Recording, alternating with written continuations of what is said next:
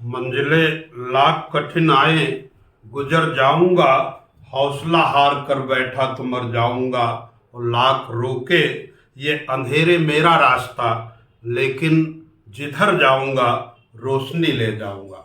साथियों, स्वतंत्रता दिवस के अवसर पर आज विशेष रूप से जिन शहीदों ने अपने खून और अपने प्राणों की आहुति दे करके हमें ये बहुमूल्य आज़ादी दी है, हम उन्हें इस अवसर पर याद करेंगे, क्योंकि ये जो वतन के लिए अपने प्राणों की आहुति देते हैं, उनकी दो बार मौत होती है। एक बार तो तब जब प्राकृतिक रूप से या किसी घटना से या फांसी से उनकी मौत होती है, तो एक बार तब होती है जब हम उनको याद नहीं करते या उनसे कुछ सीखते नहीं, उनसे कुछ लेते नहीं। तो साथियों, जरूरी है कि इस स्वतंत्रता के लिए जिन लोगों ने मातृभूमि की बलिवेदी पर अपने प्राणों की आहुति दी है, आज हम उन्हें याद करें। द्वितीय चरण का ये क्रांतिकारी आंदोलन हम रखेंगे। इसमें साथियों, प्रथम चरण के क्रांतिकारी आंदोलन में कुछ समय के लिए शिथिलता आ गई थी। उसका कारण था कि महात्मा गांधी के नेतृत्व में भारत में सत्याग्रह आंदोलन प्रारंभ हुआ था, और महात्मा जी आते ही तीन बड़ी उपलब्धियां अर्जित कर दी थी सत्य, अहिंसा और सत्याग्रह के ढंगों से। वो आप जानते हैं, चंपारण सत्याग्रह, अहमदाबाद मिल मजदूर आंदोलन, खेड़ा सत्याग्रह। तो क्रांतिकारी युवकों के मन में ये आया कि अब जो है महात्मा जी के नेतृत्व में राष्ट्र को आज़ादी मिलेगी, मातृभूमि आज़ाद होगी। तो कुछ समय के लिए क्रांतिकारी आंदोलन शिथिल हो गया था। दूसरा ये भी था कि जो है ब्रिटिश हुकूमत ने दमनात्मक कार्यवाही प्रारंभ कर दी थी। रॉलेट एक्ट जैसे काले कानूनों को पारित करके अपील नहीं, वकील नहीं, दलील नहीं की व्यवस्था लागू कर दी थी। अंग्रेज मजिस्ट्रेट किसी भी युवक को बिना ये सब अवसर दिए वो जो है जेल कर सकता था। इन सब दमनात्मक कार्यवाही के चलते क्रांतिकारी आंदोलन कुछ समय के लिए शिथिल हो गया था। और अब जो है महात्मा जी के नेतृत्व में जब असहयोग आंदोलन चला साथियों, लेकिन असहयोग आंदोलन चला और जो है जब चौरी चौरा कांड हो गया और 22 पुलिसकर्मी जो है जिंदा जल गए, तो ऐसे में महात्मा जी ने एक तरफा निर्णय लिया और उन्होंने असहयोग आंदोलन की वापसी की घोषणा कर दी। राष्ट्रीय आंदोलन में ठहराव को देखते हुए एक बार क्रांतिकारी आंदोलन पुनः प्रस्फुटित हो गया। अब क्रांतिकारियों को पुनः लगा कि बम और पिस्तौल की राजनीति ही वास्तव में भारत माता को गुलामी की बेड़ियों से मुक्त कराएगी। तो इस द्वितीय चरण के क्रांतिकारी आंदोलन में कुछ जो है पुरानी जो संगठनात्मक इकाइयां थी, चाहे वो बंगाल की अनुशीलन समिति हो या महाराष्ट्र का अभिनव भारत, वो सक्रिय हो गया। और कुछ पुराने नेता जैसे क्रांतिकारी नेता योगेश चंद्र चटर्जी, सचिंद्र सान्याल और जो है मास्टरदास सूर्यसेन, जिनके साथ ही कुछ नए नेता, नए क्रांतिकारी युवक इस आंदोलन में शामिल हो गए। इनमें भगत सिंह, सुखदेव, राजगुरु, चंद्रशेखर आजाद, बटुकेश्वर दत्त, शिव वर्मा, भगवती चरण बोहरा, ये सब नए क्रांतिकारी युवक शामिल हो गए। और इस बार का जो क्रांतिकारी आंदोलन था साथियों, वो बिल्कुल भिन्न तरीके का था। वो ये था कि इस बार क्रांतिकारी युवक संगठनात्मक तरीके से भारत माता को गुलामी की बेड़ियों से मुक्त कराने के लिए अपना प्रयास कर रहे थे। इसी क्रम में जो सबसे पहला बड़ा जो है कार्य हुआ क्रांतिकारियों का, वो जो है 1924 में क्रांतिकारियों ने एक हिंदुस्तान रिपब्लिकन आर्मी नाम से एक संगठनात्मक ढांचा खड़ा कर दिया कानपुर में, और ये संगठनात्मक ढांचा वास्तव में संपूर्ण भारत में क्रांतिकारी आंदोलन के जो है क्रांतिकारी आंदोलन को संगठनात्मक तरीके से चलाने के लिए साथियों, क्रांतिकारियों ने कानपुर में हिंदुस्तान रिपब्लिकन आर्मी का गठन किया, और इस आर्मी की इकाइयां वास्तव में संपूर्ण भारत में स्थापित करने का प्रयास क्रांतिकारियों ने प्रारंभ किया। बाद में क्रांतिकारियों का झुकाव समाजवाद की ओर दिखा, विशेष रूप से जब भगत सिंह और चंद्रशेखर आजाद जैसे क्रांतिकारी नेता हिंदुस्तान रिपब्लिकन आर्मी से जुड़े तो उन्होंने समाजवादी दृष्टिकोण को अपनाया, क्योंकि वो जो है कार्ल मार्क्स लेनिन के विचारों से प्रभावित थे। उनका मानना था कि भारत की आम जनता न केवल ब्रिटिश दासत्व से पीड़ित है, बल्कि वो जमींदार और साहूकार के जुल्म सितम से भी पीड़ित है। अतः न केवल भारत की आम जनता को वो ब्रिटिश दासत्व से मुक्त कराने का प्रयास किया जाएगा, बल्कि उससे जो है जमींदारों और साहूकारों के उत्पीड़न से मुक्त कराया जाएगा। अतः 1928 में जो हिंदुस्तान रिपब्लिकन आर्मी था उसको जो है भगत सिंह और चंद्रशेखर आजाद के प्रयासों से हिंदुस्तान सोशलिस्ट रिपब्लिकन आर्मी में बदल दिया गया। हिंदुस्तान सोशलिस्ट रिपब्लिकन आर्मी यानी SRA वो 1928 में बदल दिया गया, और HSRA के जो क्रांतिकारी थे वो सब जो है अब व्यापक क्रांतिकारी गतिविधियों के संचालन के पक्ष में थे। इसी समय जो है पंडित राम प्रसाद बिस्मिल जो HSRA के सक्रिय सदस्य थे, उनकी गतिविधियों का केंद्र यद्यपि शाहजहांपुर हुआ करता था, लेकिन जब जो है ये हुआ कि इन गतिविधियों को अंजाम देने के लिए धन संबंधी आवश्यकताओं की पूर्ति कैसे की जाए, तो पंडित राम प्रसाद बिस्मिल ने जो ब्रिटिश खजाने के लूटने की योजना HSRA के समक्ष रखी, और HSRA के नेताओं ने इसकी सहर्ष स्वीकृति दे दी। यहाँ पर साथियों काकोरी कांड को देखते हैं। काकोरी षड्यंत्र कांड के नाम से वामपंथियों ने इतिहास में लिखा है, लेकिन वस्तुतः यह षड्यंत्र कांड नहीं। जो है अंग्रेज भारत के धन को लूट रहे थे और अपने देश ले जा रहे थे वो खजाना, उसे लूटना कोई गलत कार्य नहीं, इसको षड्यंत्र न कह करके इसलिए माननीय प्रधानमंत्री जी ने इसे काकोरी ट्रेन एक्शन नाम दे दिया है। तो काकोरी कांड को समझते हैं। 9 अगस्त 1925 की तिथि को जब जो है सहारनपुर से लखनऊ एक रेलगाड़ी आ रही थी, और उस रेलगाड़ी का नंबर था यानी 8 नंबर की रेलगाड़ी जब जो है सहारनपुर से लखनऊ आ रही थी, तो क्रांतिकारियों ने बिल्कुल पूर्व एक नियोजित व्यवस्था के तहत, अपने नियोजन के तहत उन्होंने काकोरी नामक स्थान पर, लखनऊ के निकट एक काकोरी एक स्टेशन है, काकोरी नामक स्थान पर ट्रेन को रोक लिया और वहां पर रखे सरकारी खजाने को लूट लिया। वहां पर जो 2 गार्ड उसकी सुरक्षा के लिए लगाए गए थे, क्रांतिकारियों में राजेंद्र लाहड़ी और रोशन सिंह ने उन्हें पकड़ करके जो है दाबे रखा, और मजिस्ट्रेट अकेला पड़ गया। राम प्रसाद बिस्मिल और जो है अशफाक उल्ला खां उस खजाने को लेकर भागने में सफल रहे। ये जो है ब्रिटिश हुकूमत के लिए सीधे चुनौती थी, और ब्रिटिश हुकूमत इस घटना से बौखला गई। इस कांड के मास्टरमाइंड वो जो है चंद्रशेखर आजाद और भगत सिंह ही थे, लेकिन वो इसमें पकड़े नहीं गए। बाद में जो है लगभग 12 क्रांतिकारियों को पकड़ा गया, उनमें से 4 क्रांतिकारियों को इस कांड के लिए उन्हें फांसी की सजा दी गई। उन्हें अलग अलग जेलों में रख करके पुलिस ने यातनाएं दी। यहाँ पर साथियों जो ये काकोरी कांड था उसमें जो 4 हमारे शहीद हुए थे, राम प्रसाद बिस्मिल, अशफाक उल्ला खां, राजेंद्र लाहड़ी और रोशन सिंह। तो इनको जो है, इन लोगों ने जो अदम्य साहस का प्रदर्शन किया था और जो है फांसी के फंदे को बिल्कुल ऐसे चूमा था जैसे कि गले का हार हो।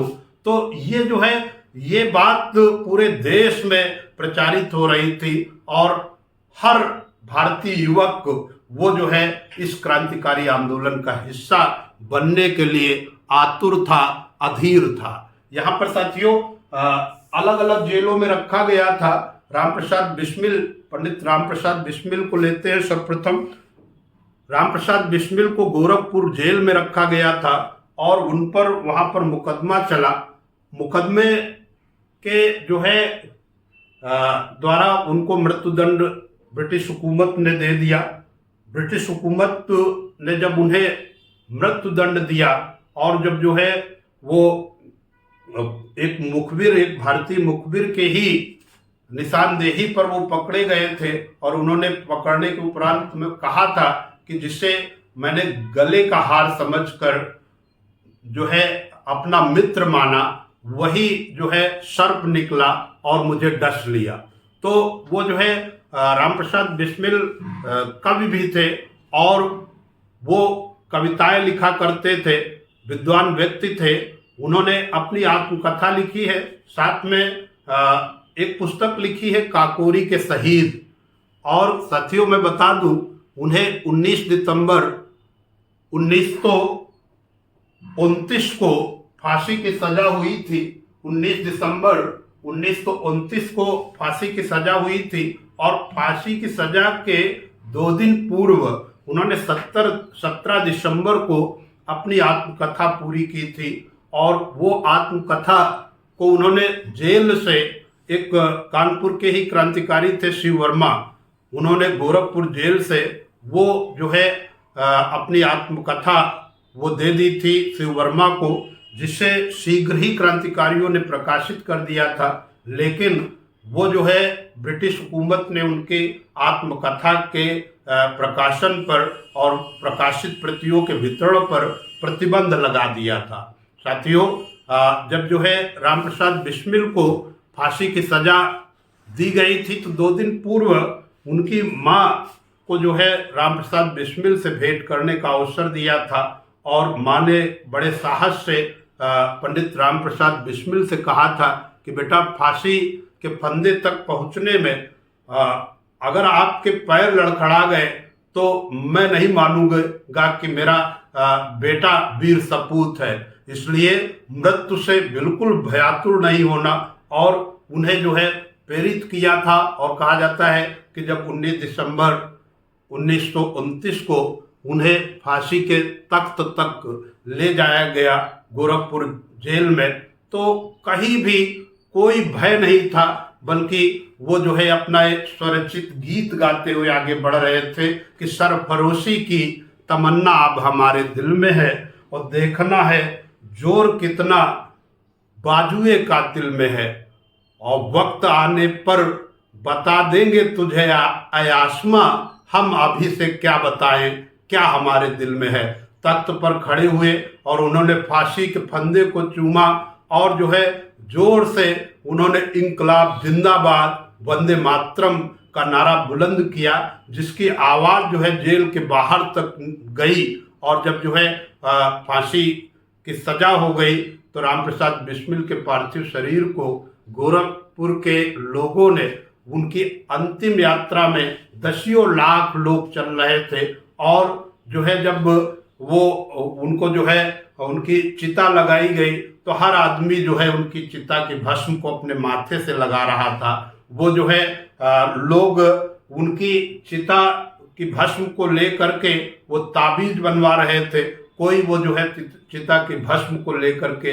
अपने घर के मंदिर में रख रहा था। इस तरह जो है शहीद हो रहे वतन के लिए, उनके लिए जो है ऐसा सम्मान मिल रहा था। साथियों उनसे, रामप्रसाद बिस्मिल से फांसी के पूर्व उनकी अंतिम इच्छा पूछी गई थी तो उन्होंने बड़े साहस से जो है जवाब दिया था कि मेरी अंतिम इच्छा ब्रिटिश साम्राज्य के पतन की है। मैं इस ब्रिटिश साम्राज्य के पतन की कामना करता हूँ। ये राम प्रसाद बिस्मिल ने अपनी अंतिम इच्छा प्रकट करते हुए कहा था। साथ ही उन्होंने कहा था कि मैं जब भी जन्म लूं तो मैं इसी भारत भूमि पर लूं और ऐसे ही मातृभूमि की आज़ादी के लिए अपने प्राणों की आहुति दूं। समाचार पत्रों ने उनकी इस अंतिम इच्छा का प्रकाशन सुर्खियों में किया और भारतीय युवक मातृभूमि के लिए न्यौछावर होने के लिए वैसे ही प्रेरित हो रहे थे जैसे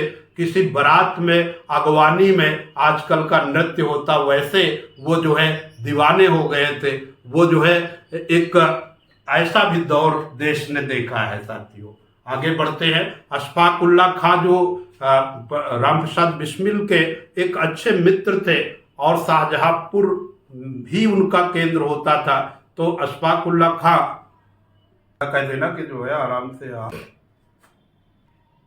अशफाक उल्लाह खां अपने मित्र राम प्रसाद बिस्मिल की भांति एक प्रसिद्ध कवि भी थे और भारत माता की आज़ादी के लिए वो लगे हुए थे। उनका मानना था कि जो है जब लोग कहते थे कि ये इस आंदोलन का जो है उद्देश्य हिंदू साम्राज्य की स्थापना करना, हिंदू राज्य की स्थापना करना है, तो अशफाक उल्लाह खां कहते थे कि ब्रिटिश राज्य से हिंदू राज्य बेहतर है, मुझे हिंदू राज्य स्वीकार्य है लेकिन ब्रिटिश राज्य बिल्कुल स्वीकार्य नहीं। अशफाक उल्लाह खां भी अपने मित्र की भांति एक 4 पंक्तियां लिखी है।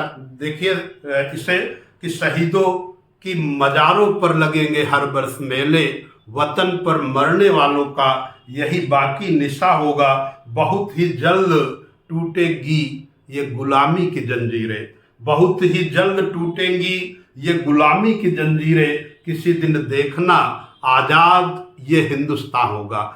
उस समय शायद ये क्रांतिकारी इस आज़ादी को नहीं देख सके लेकिन उनके जो है प्राणों की आहुति, खून पसीने के चलते ही हमें ये बहुमूल्य आज़ादी साथियों मिली। उनकी जो भविष्यवाणी थी अशफाक उल्लाह खां की कि देखना आज़ाद ये हिंदुस्तान होगा, तो आज जो है दुनिया में हिंदुस्तान तेजी से आगे बढ़ रहा है। वो जो है ऐसे ही देश हमारा आगे बढ़ता रहे, हम लोग जो है अपने परिश्रम से देश के निर्माण में योगदान देते रहें लेकिन शहीदों के जो है कुर्बानी को, उनके जो है बलिदान को न भूलें। साथियों अशफाक उल्लाह खां को फैजाबाद जेल में जो है फांसी की सजा दी गई और 19 दिसंबर 1929 की वही तिथि जब जो है गोरखपुर में राम प्रसाद बिस्मिल को फांसी दी गई, उसी समय अशफाक उल्लाह खां को जो है यहाँ फैजाबाद जेल में फांसी दी गई। दोनों मित्र एक ही समय पर मातृभूमि के लिए बलिदान हुए और जो है भले दूरी अलग हो लेकिन उनके विचार एक थे, उनके उद्देश्य एक थे और दोनों ने अपने प्राणों की आहुति दे दी। साथियों एक और मैं जोड़ना चाहूँगा कि राजेंद्र लाहड़ी को गोंडा जेल में फांसी की सजा दी गई और जो है इलाहाबाद के नैनी जेल में रोशन सिंह को फांसी पर लटका दिया गया। साथियों यहाँ पर मैं एक और पक्ष जोड़ना चाहूँगा कि फैजाबाद की जिस जेल में अशफाक उल्लाह खां को फांसी दी गई थी, तो वहाँ पर चूंकि गोरखपुर में लोग जो है राम प्रसाद बिस्मिल के पार्थिव शरीर को लेकर के जो है लाखों लोग शामिल हो गए थे, तो ब्रिटिश हुकूमत डर करके वहीं पर जेल में ही उनके पार्थिव शरीर को दफना दिया और जो है जिस स्थान पर फांसी की सजा दी गई है वहाँ पर अशफाक उल्लाह खां की एक आदम कद प्रतिमा आज भी फैजाबाद जेल में देखी जा सकती है। यहाँ साथियों मैं बता दूं कि इन चारों क्रांतिकारियों में सर्वाधिक सीनियर व्यक्ति जो उम्र के हिसाब से वो रोशन सिंह थे और रोशन सिंह चूंकि उनका अपराध बड़ा नहीं था तो ये हो रहा था कि शायद जो है रोशन सिंह को काला पानी हो या आजीवन कारावास हो, तो इसको लेकर के वो दुखी रहते थे। किंतु जब जो है मजिस्ट्रेट ने रोशन सिंह को भी फांसी की सजा सुनाई, तो जैसे ही उन्होंने फांसी की सजा सुनी तो उनके चेहरे पर अजब तेज दिखा और उन्होंने तुरंत कहा, मजिस्ट्रेट महोदय आपको बहुत बहुत धन्यवाद, आज मेरा भी सौभाग्य मुझे मिला कि मैं अपनी मातृभूमि के लिए अपने प्राणों की आहुति देने में सफल रहा। और उन्होंने वहीं पर कहा कि जो है पंडित जी यानी रामप्रसाद बिस्मिल को संबोधित करते हुए कहा कि पंडित जी आप लोग अकेले ही वो जो है पुण्य कमाना चाहते थे, अब जो है मैं भी बराबर का हकदार हूं। और जो है मजिस्ट्रेट को धन्यवाद दिया कि आपने मेरा सम्मान रखा हमारे अनुजों के समक्ष और हमारे अनुजों के साथ मुझे भी फांसी दी। तो साथियों, ये जो है मातृभूमि के लिए जो ये प्राणों की आहुति और बलिदान की परंपरा इस काकोरी कांड में दिखी, वो जो है न जाने कितने लाखों करोड़ों युवकों को प्रेरित करने लगी कि भाई राष्ट्रीय आंदोलन में, क्रांतिकारी आंदोलन में शामिल अगर एक एक व्यक्ति हो जाएगा तो जो है ब्रिटिश को, अंग्रेजों को, बरतानी हुकूमत को भारत छोड़ना पड़ेगा। ये जो है विश्वास हो गया। भले जो है बहुत बड़ा जो है उपलब्धि काकोरी कांड न दिखाता हो, लेकिन फिर भी यहाँ पर जो ये 4 क्रांतिकारियों ने प्रदर्शन किया उसने आगे के क्रांतिकारी आंदोलन को प्रशस्त किया, अन्य आंदोलनों को भी प्रेरित किया। यहाँ पर साथियों मैं बता दूं कि जब काकोरी षड्यंत्र कांड के उपरांत जो सरकारी खजाना HSRA के कार्यालय में लाया गया था, तो वहां पर जो है चंद्रशेखर आजाद से मिलने जो है वहां उनके गांव का एक व्यक्ति आया और उसने बताया कि तुम्हारे माता पिता यानी उनके पिता सीताराम तिवारी और जगरानी देवी वो जो है भुखमरी के शिकार थे। उन्हें वृद्धावस्था में चूंकि वो बहुत कुछ कमा नहीं सकते थे तो भूखों मरने की हालत में थे। तो उन्होंने बताया कि भाई आजाद जी आपके माता पिता इस समय भुखमरी का शिकार हैं, तो क्यों ना इससे कुछ धन उनके खाने पीने के इंतजाम के लिए भेज दो। तो चंद्रशेखर आजाद ने कहा कि नहीं, ये तो जो है राष्ट्रीय उद्देश्य के लिए धन है, ये तो गतिविधियों के मातृभूमि की को बेड़ियों से मुक्त कराने के लिए धन प्रयोग में लाया जाएगा। और फिर उन्होंने कहा था कि क्या वो, चूंकि वो भी दुखी हो गए ये सुनकर के कि उनके माता पिता वो जो है भुखमरी का शिकार हैं, और जो है उन्होंने कहा था कि क्या वो केवल मेरे माता पिता हैं।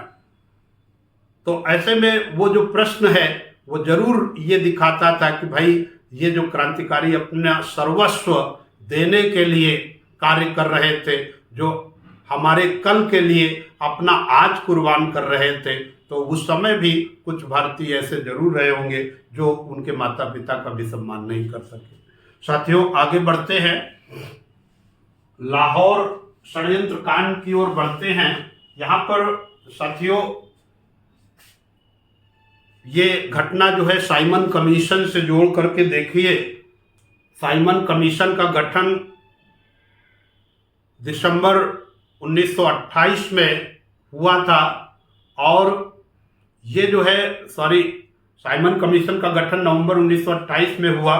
और जो है साइमन कमीशन चूंकि भारतीयों को स्वशासन हस्तांतरित करने के विचार हेतु गठित किया गया था साइमन की अध्यक्षता में।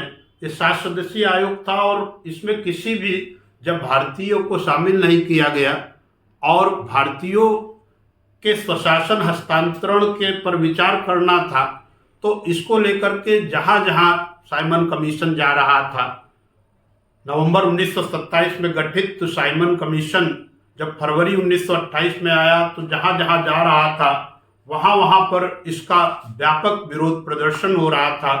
20 अक्टूबर 1928 को जब जो है वहां लाहौर में लाला लाजपत राय विरोध प्रदर्शन का नेतृत्व कर रहे थे, तो पुलिस अधीक्षक एक स्क्वाड था और जो है उसके निर्देश पर पुलिस उपाधीक्षक सैंडर्स ने पुलिस बल के साथ जो है लाला लाजपत राय पर लाठियां भांजी थी, और उन लाठियों के चोट के चलते ही लाला लाजपत राय का निधन हो गया था। तो लाला लाजपत राय न केवल पंजाब बल्कि देश के तात्कालिक समय के अत्यंत लोकप्रिय नेता थे और पुलिस की लाठियों की चोट के चलते लाला जी का निधन होना ये जो है क्रांतिकारियों के लिए असहनीय था। और भगत सिंह को जो है भगत सिंह चूंकि लाला लाजपत राय और उनके चाचा अजीत सिंह वो परस्पर मित्र थे और लाला लाजपत राय उन भगत सिंह के पारिवारिक सदस्य के रूप में थे, तो भगत सिंह को एक बार लगा कि इतने चोटी के राष्ट्रीय नेता की मौत पुलिस ने इस कदर की, तो उन्होंने जो है इस अपमान का बदला लेना उचित समझा और इसके तहत चंद्रशेखर आजाद, भगत सिंह, सुखदेव, राजगुरु, जयगोपाल ये सभी लोग जो है एकत्र होकर के वो जो है स्कॉट जो पुलिस अधीक्षक था उसके जो है उसकी हत्या की योजना बना डाली और अब हत्या की योजना बना डाली और जो है वहां पर जो है लाहौर में पुलिस स्टेशन के पास जो है जयगोपाल को रेकी करने के लिए लगाया गया। जयगोपाल वहां पर साइकिल में चैन चढ़ाने के बहाने वो रुके हुए थे और उन्होंने कहा था कि जैसे मैं इशारा करूं वैसे ही जो है राजगुरु और भगत सिंह वो टूट पड़ेंगे और उस पुलिस अधीक्षक की हत्या कर देंगे। अब जब जो है सैंडर्स, चूंकि सैंडर्स उपाधीक्षक था, वो निकला जैसे ही तो जयगोपाल को लगा कि यही पुलिस अधीक्षक स्कॉट है। उन्होंने इशारा कर दिया, राजगुरु ने जो निशानेबाज थे अच्छे तुरंत गोली मार दी। अब राजगुरु के गोली मारने से वो जो है सैंडर्स घायल तो हो गया लेकिन मरा नहीं, अतः भगत सिंह आ करके कई राउंड उस पर गोली चला दी और जगह पर उसका प्राणांत हो गया। अब जो है राजगुरु तथा भगत सिंह भाग रहे थे तो एक भारतीय हेड कांस्टेबल था चंदन सिंह। चंदन सिंह का नाम याद रखिए। यहाँ पर चूंकि चंद्रशेखर आजाद बैकअप दे रहे थे कि आपकी सुरक्षित निकासी के लिए हम बैकअप देंगे, तो वहां पर चंदन सिंह वो पीछा करते हुए भगत सिंह और राजगुरु का पीछे जाने लगा। तो चंद्रशेखर आजाद ने उसे आगाह किया कि उन्हें जाने दो, तुम भारतीय हो, हम तुम्हारी हत्या नहीं करेंगे। लेकिन फिर भी वो नहीं माना। वो पीछा करते हुए जब जो है आगे बढ़ने लगा और गोलीबारी करने लगा तो चंद्रशेखर आजाद ने मजबूर होकर के उस हेड कांस्टेबल चंदन सिंह की हत्या कर दी।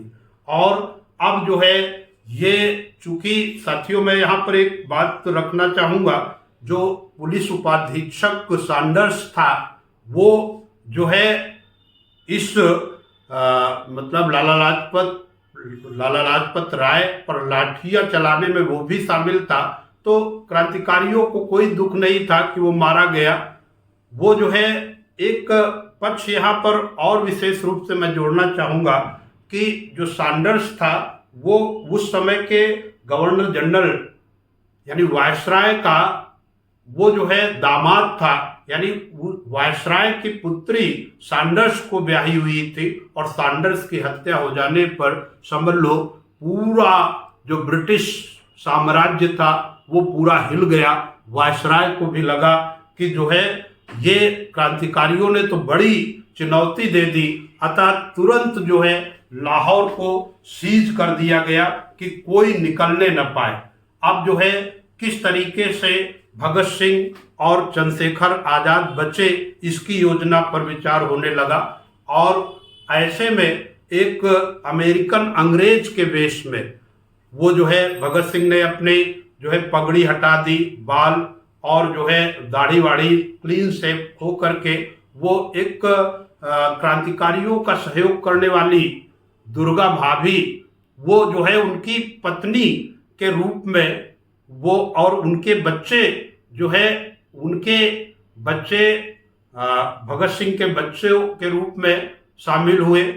अब जो है ये था कि अर्दली के रूप में कौन काम करे, तो राजगुरु को चपरासी के रूप में उनका सामान उठा करके साथ चलने का दायित्व दिया गया, और जो है भगत सिंह और जो उनकी पत्नी का रोल कर रही दुर्गा भाभी और उनके बच्चे साथ में अर्दली के रोल में राजगुरु, वो फ्लाइट से लाहौर से भागने में सफल हो गए। और चूंकि चंद्रशेखर आजाद भेष बदलने में अत्यंत माहिर थे, और साथियों मैं बता दूं कि उनकी हुलिया ब्रिटिश हुकूमत के पास तो बहुत दिनों तक नहीं रही। और ये बता दें कि ये जो एकमात्र फोटो चंद्रशेखर आजाद जी की दिखती है वो तब की है जब जो है वो एक बार पंडित जी भोजन करके उठ रहे थे और अपने मूछे ठीक करते हुए वो उठे हुए थे, तभी जो है यही बटुकेश्वर दत्त की पत्नी दुर्गा भाभी जो क्रांतिकारियों का सहयोग करती थी, उनके हाथ में कैमरा था, उन्होंने उनकी एकमात्र यही फोटो क्लिक कर ली थी, जो आज भी चंद्रशेखर आजाद के फोटो या प्रतिमा आप देखते हैं वो वस्तुतः दुर्गा भाभी द्वारा क्लिक की गई, वो क्लिक किया गया वो चित्र है साथियों। अब जो है चंद्रशेखर आजाद साधु वेश में वो जो है माला फेरते हुए रेल मार्ग से वो लाहौर से निकलने में सफल हो गए। अब जो है जब ये इंटेलिजेंस एजेंसियों की रिपोर्ट आई कि भाई वो तो बाहर निकल चुके हैं, अब उनको पकड़ने में लाहौर की पुलिस सफल नहीं हो पाई, तो इस पर जो है संपूर्ण ब्रिटिश साम्राज्य में हलचल मच गई। बड़े बड़े अंग्रेज अधिकारियों ने आदेश दे दिया, आम जनता पर पुलिस अपनी बौखलाहट निकालने लगी। वो जो है लाहौर के घर घर में जा करके पुलिस वो जो है आम जनता पर जुल्म सितम ढाने लगी साथियों। अब ये जो जुल्म सितम ढाने लगी तो आम जनता में एक नकारात्मक विश्वास पनपा कि एक क्रांतिकारी घटना करके घटना को अंजाम दे करके निकल जाते हैं, भोगना हमें पड़ता है। एचएसआरए के सदस्यों तक जब ये बात पहुंची तो उनको लगा कि आम जनता के लिए ही तो मैं ये सब कर रहा हूं, और आम जनता अगर जो है हम उनमें विश्वास खो देंगे तो वो गलत है। अतः उन्होंने भगत सिंह और बटुकेश्वर दत्त ने आत्मगिरफ्तारी की योजना बनाई। लेकिन साथियों ये है ना कि वो आम भारतीय जनता के लिए इतने बड़े पैमाने पर एक क्रांतिकारी अपने प्राणों की आहुति दे रहे थे, लेकिन आम जनता में जो सोच आ रही थी तो उसके लिए यही कहेंगे कि जिनके लिए हम सुपुर्दे खाक हुए, जिनके लिए हम सुपुर्दे खाक हुए, ईंटें चुरा रहे हैं वही मेरी मजार के। सैंडर्स हत्याकांड से जो है ये क्रांतिकारी पुलिस की गिरफ्तारी से बचकर निकल गए। लेकिन जब ये विश्वास पनपने लगा कि भाई जुल्म सितम इन क्रांतिकारियों की वजह से ढाया जा रहा है, तो जो है अब एचएसआरए के जो क्रांतिकारी सदस्य थे उनके लिए ये असहनीय था। अतः जो है उन्होंने असेंबली बम कांड की योजना बनाई। भगत सिंह और बटुकेश्वर दत्त जो दुर्गा भाभी के पति थे, वो जो है दोनों लोग ये योजना बनाई कि केंद्रीय असेंबली दिल्ली की जो है वहाँ पर वो जो है खाली पड़ी बेंचों पर बम फेंकेंगे। तो असेंबली बम कांड साथियों 29 अप्रैल 1929 को हुआ।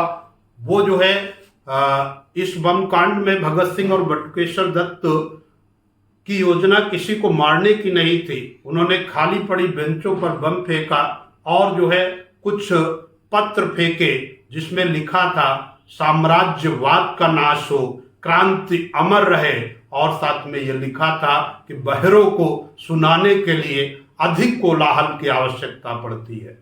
साम्राज्यवाद का नाश हो, क्रांति अमर रहे, इंकलाब जिंदाबाद, वंदे मातरम के नारों से वो जो है केंद्रीय असेंबली का हाल गूंज रहा था। सभी जो है भयातुर होकर के वहां से भाग निकले। केवल 3 सदस्य वहां पर वो जो है अपनी जगह पर वहां खड़े रहे, बुत बने। उनमें मदन मोहन मालवीय, मोहम्मद अली जिन्ना और मोतीलाल नेहरू थे। 3 लोग वो केंद्रीय असेंबली में खड़े रहे, वो उसके दृष्टा थे। और जो है पुलिस बहुत देर तक केवल तमाशा घंटों देखती रही और इतना डरी हुई थी ब्रिटिश पुलिस कि वो भगत सिंह के पास नहीं जा रही थी। भगत सिंह और बटुकेश्वर दत्त दोनों ने पूरा विश्वास दिलाया कि मैं बिल्कुल अस्त्र शस्त्र विहीन हूँ, मैं आत्म गिरफ्तारी देने आया हूँ, आप मेरे जो है आम जनता पर, आम भारतीय जनता पर जुल्म सितम बंद करें, मैं अपनी गिरफ्तारी देता हूँ। तब वो जो है जा करके पुलिस ने उन्हें गिरफ्तार कर लिया। और साथियों, अब जो है जब पुलिस ने गिरफ्तार कर लिया तो उन पर जो है साथियों सैंडर्स हत्याकांड के तहत चालाकी से उन पर मुकदमा चलाया गया, क्योंकि असेंबली बम कांड में किसी की मौत नहीं हुई थी, अतः भगत सिंह को या बटुकेश्वर दत्त को फांसी नहीं दी जा सकती थी। लेकिन वो जो है ब्रिटिश हुकूमत ने उन पर जो है षड्यंत्र कांड, लाहौर षड्यंत्र कांड के तहत यानी सैंडर्स हत्याकांड के तहत मुकदमा चलाया। और मुकदमे में जो है भगत सिंह कई ऐसे अवसर आ रहे थे जहां पर वो मजिस्ट्रेट के समक्ष साहस से अपना उत्तर दे रहे थे, और वो जो है ये देख रहे थे कि जो है हम स्वयं अपनी पैरवी करेंगे। भगत सिंह ने वहाँ जेल में रहते हुए गीता का अध्ययन किया था, और वहाँ पर उन्होंने मैं नास्तिक क्यों हूँ एक पुस्तक लिखी थी। वो जो है जो दृश्य था जेल का, उसको भी मैं थोड़ा सा लेके चलना चाहता हूँ। लाहौर जेल में इन क्रांतिकारी युवकों के विरुद्ध जो है पुलिस बड़ा जुल्म सितम ढाती थी। साथ में साथियों उन्हें अखाद्य भोजन दिया जाता था। भोजन ऐसा था कि जो साधारण आदमी ग्रहण नहीं न करे, अतः इस अखाद्य भोजन को लेकर के वो जो है भगत सिंह और जतिन दास जैसे लोग वो अनवरत भूख हड़ताल पर बैठ गए। और भूख हड़ताल ऐसी कि बहुत लंबी खिंचती चली गई, लेकिन ब्रिटिश हुकूमत ने भोजन आदि की व्यवस्था पर कोई सुधार नहीं किया। तो वो जो है भूख हड़ताल इतनी लंबी चली कि जतिन दास जो एक बंगाली क्रांतिकारी थे, भूख हड़ताल के चलते ही उनकी 64वें दिन मौत हो गई। साथियों 64वें दिन जब मौत हुई तो भगत सिंह ने अपने मित्र जतिन दास को जो है याद करते हुए कहा था कि जतिन तुम्हारा ये बलिदान कभी अधूरा नहीं रहेगा, देखना इस बलिदान से ही एक दिन हिंदुस्तान ये आज़ाद होगा। तो साथियों जो ये भूख हड़ताल चल रही थी, तो इतनी लंबी भूख हड़ताल को कवरेज कर रहे थे न केवल भारतीय समाचार पत्र बल्कि विश्व के अनेक समाचार पत्र, वो जो है वो इसको कवरेज दे रहे थे। तो यहाँ पर बहुत लोकप्रियता इतनी बढ़ गई थी भगत सिंह की इस कांड से कि बच्चा बच्चा पंजाब का भगत सिंह का नाम दोहराता था। वो जो है भारत में समझ लो युवक इतना आंदोलित हो रहे थे, और इधर चंद्रशेखर आजाद भी इसी प्रयास में थे साथियों कि जो है भगत सिंह बटुकेश्वर दत्त को कैसे भी उन्हें मुक्त कराया जाए। भगत सिंह तथा बटुकेश्वर दत्त को किसी भी तरीके से मुक्त कराया जाए, ये वो प्रयास कर रहे थे। यहाँ पर साथियों मैं बता दूं कि जब मुकदमा लंबा खिंच रहा था तो उसी दौरान जो है कुछ लोग मिलने गए और भगत सिंह से कहा कि अगर वो लिखित रूप से ब्रिटिश हुकूमत से माफ़ी मांग लेंगे तो उन्हें मुक्त कर दिया जाएगा। लेकिन भगत सिंह तो भिन्न मिट्टी के बने थे, मातृभूमि के लिए वो कुर्बान होना चाहते थे।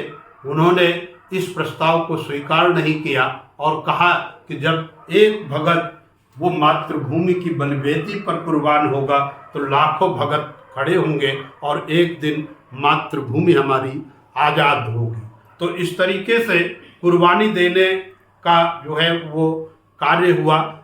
भगत सिंह, सुखदेव और राजगुरु को फांसी की सज़ा सुना दी गई। मजिस्ट्रेट ने फांसी की सज़ा सुना दी। और यहाँ पर मैं साथियों बता दूं कि पूरा देश आंदोलित हो रहा था और जो है युवक योजना बना रहे थे कि भले जो है लाहौर के केंद्रीय जेल को ध्वस्त कर दिया जाए, लेकिन अपने प्रिय नायक भगत सिंह और बटुकेश्वर दत्त को बचा लिया जाए।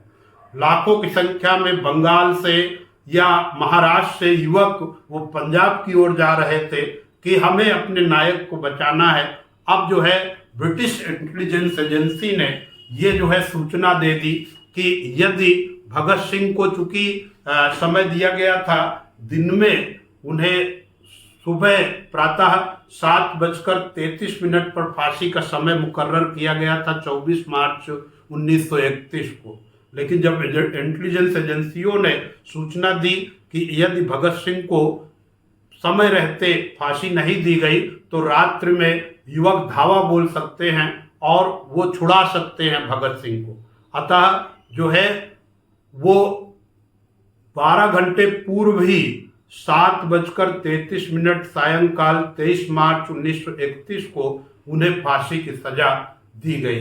जब जो है जेलर वहां पहुंचा और बोला कि जो है भगत सरदार आपकी फांसी अभी होगी, तो उन्होंने उस समय वो लेनिन की आत्मकथा पढ़ रहे थे। लेनिन की आत्मकथा साथियों पढ़ रहे थे और उन्होंने कहा कि बस थोड़ा सा वक्त दीजिए, एक क्रांतिकारी दूसरे क्रांतिकारी से मिल रहा है। और उसके बाद थोड़ी ही देर बाद उन्होंने कहा कि बस मैं तैयार हूँ। अब जो है वो भय उत्पन्न करने वाली जो है बेल जेल में जैसे ही बजी, वैसे ही तीनों ये जो है आज़ादी के दीवाने मातृभूमि के लिए अपने प्राणों की आहुति देने हेतु वो जो है कदम से कदम मिलाते हुए वो आगे बढ़ने लगे। वहाँ पर जो है जितने भी जेल के कैदी थे वो जो है अपने कोठरियों से वंदे मातरम, इंकलाब जिंदाबाद का नारा बुलंद कर रहे थे और यहाँ वो गीत चल रहा था, मेरा रंग दे बसंती चोला।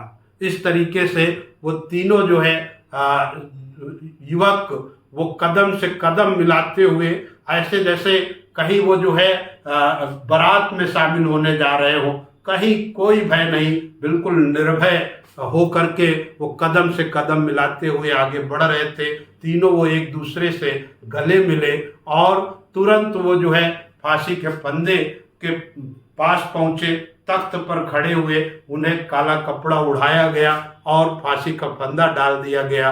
और जो है जल्लाद काला मसीह ने जैसे ही मजिस्ट्रेट का वो जो है रुमाल का वो इशारा पाया, उसने तख्त खींच लिया और तीनों ये जो शहीद इनके 100 नीचे आ गए। सब कुछ समाप्त हो गया था। साथियों, ब्रिटिश हुकूमत ने अपने ही कानून को तोड़ दिया। वो जो है जो कानून के पालन की दुहाई दे रही थी हुकूमत, वो 12 घंटे में डर गई भगत सिंह से और जो है उनको 12 घंटे पूर्व फांसी के फंदे पर, जो कभी नियम ये हुआ करता था कि किसी को दिन में ही फांसी पर चढ़ाया जाएगा, उनको सायंकाल फांसी पर चढ़ा दिया गया। अब जो है वो जानते थे कि अगर भगत सिंह के पार्थिव शरीर को जनता के लिए दिया गया तो लोग जो है बड़ी संख्या में आंदोलन कर सकते हैं। अतः उन्होंने जेल के एक और दीवार तोड़ी और एक जो है जो सब्जी लाने का काम करता था एक सरदार ट्रक, उसके ट्रक को बुलवाया गया और उस सरदार से कहा गया कि आपको पीछे नहीं देखना है, जहां निर्देश मिले उधर चलते चलना। और जो है उनके पार्थिव शरीर को, तीनों के पार्थिव शरीर, तीनों शहीदों के, वो जो है बड़े असम्मानजनक तरीके से ट्रक के डाले में डाल दिया गया और उससे कहा गया कि आगे बढ़ते रहो। लेकिन साथियों, वो जब जो है उसको लगा कि लगता है कि इन अंग्रेजों ने हमारे नायक भगत सिंह को फांसी की सजा दे दी, तो वो जो है उसने कहा कि हुजूर, ये मेरा ट्रक खराब हो गया है और यही पास का गांव है, वहाँ मिस्त्री रहता है, मैं उससे जानता हूँ, मैं उसको बुलाने जा रहा हूँ। तो वो जो है जाने की उसको अनुमति मिल गई। वो गया और पूरे गांव वालों को बताया कि भगत सिंह को फांसी की सजा अंग्रेजों ने समय से पूर्व ही दे दी। ये बात बिल्कुल जंगल में आग की तरह फैली और लाखों लोग लाहौर के वो जो है हुसैनी वाला नामक स्थान की ओर तेजी से आगे बढ़ने लगे। रात्रि का समय था। पुलिस जो है इन शहीदों के जो है चिता को आग दे दी थी और वो जो है जैसे ही लाखों लोग वहां पर बढ़ रहे थे, वो जो है पुलिस वाले भय से भाग गए उनके अधजले शव को छोड़ करके और जो है अपने प्रिय नायक को जो है हुसैनी वाला के लोग लाहौर के लोगों ने इस तरीके से विदाई दी। लेकिन जब जो है सुबह पता चला कि भगत सिंह, सुखदेव और राजगुरु को फांसी की सजा हो गई, 23 मार्च 1931 वाला दिन वास्तव में भारतीय इतिहास का ऐसा दिन है। ये कहा जाता है कि इस दिन शायद ही भारत में किसी के घर में चूल्हा जला हो। बच्चा बच्चा भूखे रह करके अपने इस नायक की विदाई दे रहा था। इसी समय एक शायर की पंक्तियां याद आती हैं कि बिछड़ा इस कदर कि एक ऋतु ही बदल गई, बिछड़ा इस कदर कि एक ऋतु ही बदल गई, एक शख्स सारे शहर को वीरान कर गया। साथियों, इंकलाब जिंदाबाद। ऐ वतन तुझको मेरी कसम, तेरी राहों में जहाँ तक लुटा जाएंगे। ऐ वतन तुझको मेरी कसम, तेरी राहों में जहाँ तक लुटा जाएंगे। तो सरफरोशी की तमन्ना अब हमारे दिल में है, देखना है जोर कितना बाजुए कातिल में है। साथियों, 23 मार्च 1931 को जो तीनों शहीदों को फांसी की सजा दी गई, सुखदेव, राजगुरु और भगत सिंह को, प्रत्येक वर्ष हम शहीद दिवस मनाते हैं। अब आते हैं हम एक अन्य महान क्रांतिकारी की ओर आगे बढ़ते हैं, चंद्रशेखर आज़ाद। साथियों, चंद्रशेखर आज़ाद वो जो है पंडित सीताराम तिवारी और जगरानी देवी के पुत्र थे और बनारस में माता पिता ने शिक्षा ग्रहण करने हेतु भेजा था। लेकिन वो तो दूसरी ही धुन में थे जब जो है स्वदेशी बहिष्कार आंदोलन चल रहा था या असहयोग आंदोलन चला। तो उस दौरान जो है बड़े अल्पायु में चंद्रशेखर आज़ाद ने स्वदेशी बहिष्कार आंदोलन के दौरान उन्होंने एक बाल सभा का नेतृत्व किया था। बनारस की सकरी गलियों में वो जो है वतन परस्ती का काम कर रहे थे और ब्रिटिश हुकूमत के विरुद्ध नारे बुलंद कर रहे थे। ब्रिटिश पुलिस ने जब जो है छापा मारा तो सभी बच्चे छोटे छोटे वो भाग गए, लेकिन जो है चंद्रशेखर आज़ाद वही नारा बुलंद करते रहे। ब्रिटिश पुलिस उन्हें गिरफ्तार करके मजिस्ट्रेट के समक्ष प्रस्तुत किया और जब मजिस्ट्रेट ने पूछा तुम्हारा नाम क्या है, तो चंद्रशेखर ने बड़े साहस से जवाब दिया, मेरा नाम आज़ाद, पिता का नाम स्वाधीन और पता जेल खाना। इस बालक ने संकेत दे दिया कि वो महान क्रांतिकारी बनेगा, वो मातृभूमि का महान सपूत बनेगा और वो जो है प्राणों की आहुति में कहीं पीछे नहीं हटेगा। मजिस्ट्रेट ने तुरंत जो है कोड़े लगाने का आदेश पुलिस को दे दिया और जब कोड़े बालक चंद्रशेखर के शरीर पर पड़ते थे तो वो इंकलाब जिंदाबाद, वंदे मातरम का नारा बुलंद कर रहा था निर्भय होकर के। और वो जो है चंद्रशेखर आज़ाद जब बड़े हुए तो वो जो है HSRA Hindustan socialist Republican army के सक्रिय सदस्य हुए। काकोरी षड्यंत्र कांड हो या जो है सैंडर्स हत्याकांड हो, उनमें उनकी प्रमुख भूमिका होती थी। वो जो है एक समर्पित क्रांतिकारी के रूप में काम कर रहे थे। इधर वो अपने प्रिय मित्र भगत सिंह के छुड़ाने की रणनीतियों पर विचार कर रहे थे, संपूर्ण भारत का दौरा कर रहे थे छिप छिपा करके। और इसी क्रम में जब वो जो है 27 फरवरी 1931 को इलाहाबाद के अल्फ्रेड पार्क में एक पेड़ के नीचे विश्राम कर रहे थे, तभी एक जो है भारतीय मुखबिर वीरभद्र तिवारी ने वहाँ जो है इलाहाबाद के पुलिस कप्तान नाट बाबर को इसकी सूचना दे दी कि वो जो है चंद्रशेखर आजाद अल्फ्रेड पार्क में विश्राम कर रहे हैं। क्योंकि अभी भी ब्रिटिश पुलिस के पास चंद्रशेखर आजाद की हुलिया नहीं थी, लेकिन जब जो है एक आप देखिए कि जहां पर प्राणों की आहुति देने के लिए न जाने कितने युवक मातृभूमि की ओर आगे बढ़ रहे थे, वहीं जो है मीर जाफर और जयचंद के देश में वीरभद्र तिवारी, तो वहीं चंद्रशेखर तिवारी, दोनों में देखिए अंतर कितना। और ये जो है मुखबरी कर रहा था नाट बाबर अपने पुलिस बल के साथ आधमका। वो जो मुखबिर की सूचना पर जब नाट बाबर अपने पुलिस बल के साथ अल्फ्रेड पार्क को घेर लिया और माइक पर जो है सूचना स्पीकर के माध्यम से चंद्रशेखर को सरेंडर होने की बात कही, तो ऐसे में जो है पंडित जी वो पेड़ की ओट लेकर के तुरंत जो है पुलिस वालों का सामना करने लगे और कई पुलिस वालों को कई राउंड फायरिंग के द्वारा उन्हें वहीं पर ढेर कर दिया। 27 फरवरी 1931 को जब उनके इस गोलीबारी में उनके पास एक ही कारतूस बचा, तो उन्होंने अपने उस माउजर से वो अपने जो है सर पे गोली मार करके मातृभूमि के लिए स्वयं अपने प्राणों की आहुति दे दी। और उनका बलिदान साथियों सदैव याद रखा जाएगा। आपको मैंने प्रथम चरण में बताया था कि इस प्रकार जो है प्रफुल्ल चंद्र चाकी ने भी अपने स्वयं गोली मार करके उन्होंने मातृभूमि के बलिवेदी पर प्राणों की आहुति दी थी। और आजाद ने भी इसे दोहराया और आजाद ने आजाद होने की युक्ति को चरितार्थ कर दिया। यानी आजाद सदैव आजाद रहा, कभी वो ब्रिटिश पुलिस के कब्जे में नहीं आए और ना ही एक बार भी जेल गए। तो आजाद जैसे क्रांतिकारी अगर भारत माँ के ऐसे सपूत रहेंगे तो भारत माँ कभी गुलामी की बेड़ियों से नहीं जकड़ी जाएगी। एक बार पुनः इंकलाब जिंदाबाद का नारा लगाइए, वंदे मातरम का नारा लगाइए और आगे बढ़ते हैं साथियों। एक घटना से आपको और जोड़ते हैं।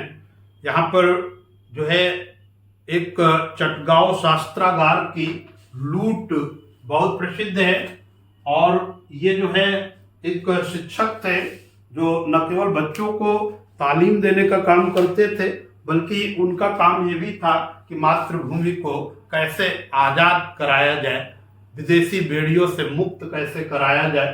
तो चटगांव शास्त्रागार ये ढाका के निकट एक शास्त्रागार था। यहाँ पर उन्होंने इस शास्त्रागार के लूट की योजना 1933 में बनाई और इस लूटकांड में उनके साथ 3 महिला क्रांतिकारी प्रीतिलता वादादार, कल्पना दत्त, बीना दास भी शामिल थी। और जब जो है उन्होंने अपनी योजना के तहत चटगांव शास्त्रागार को लूट लिया, तो कुछ समय तक चटगांव पहाड़ियों पर समझ लीजिए ब्रिटिश राज का नामो निशा भी नहीं रहा। लेकिन जब जो है बाद में पुलिस ने मुखबरी करके वो जो है मास्टर दास सूर्यसेन को गिरफ्तार कर लिया और जो है ये क्रांतिकारी भी प्रीतिलता वादादार और कल्पना दत्त भी, इनमें जो है जो कल्पना दत्त उन्होंने आत्महत्या कर ली थी जहर खा करके और प्रीतिलता वादादार को आजीवन कारावास हुआ था। साथ में मास्टर दास सूर्यसेन को फांसी की सजा हो गई थी। साथियों एक क्रांतिकारी बीना दास का भी नाम लिया जाना चाहिए। वो जब जो है कलकत्ता विश्वविद्यालय के दीक्षांत समारोह में हिस्सा ले रही थी और अपनी डिग्री प्राप्त करने के लिए वो आगे बढ़ी थी, तो वहाँ जा करके निकट से उन्होंने अंग्रेज गवर्नर पर गोली चला दी थी। लेकिन वो जो है निशाना चूक जाने के चलते अंग्रेज गवर्नर बच गया। ये एक जो है क्रांतिकारी, इनको भी फिर आजीवन कारावास की सजा हो गई। साथियों क्रांतिकारी आंदोलन हमारा जो है विदेशों में भी चला। विदेशों में क्रांतिकारी आंदोलन आप जानते हैं, चाहे वो अफगानिस्तान हो, लंदन हो, अमेरिका हो, वहाँ पर भी वो जो है क्रांतिकारी आंदोलन चल रहा था। और उस क्रांतिकारी आंदोलन को मैं, जो विदेशों में क्रांतिकारी आंदोलन है, मैं अगले अंक में इसको जरूर रखूंगा। फिलहाल मैं ये कहूँगा कि वो जो है कि सबको मिल जाएगी मंजिल, ये जरूरी तो नहीं। सबको मिल जाएगी मंजिल, ये जरूरी तो नहीं। जिंदगी राह सफर है, यूं ही चलते रहना, तुम चरागों की तरह राह में जलते रहना। यूं ही हर अंधेरे को उजालों में बदलते रहना। तुम चरागों की तरह राह में जलते रहना, हर अंधेरे को उजालों में बदलते रहना। साथियों, वंदे मातरम, जय हिंद, इंकलाब जिंदाबाद।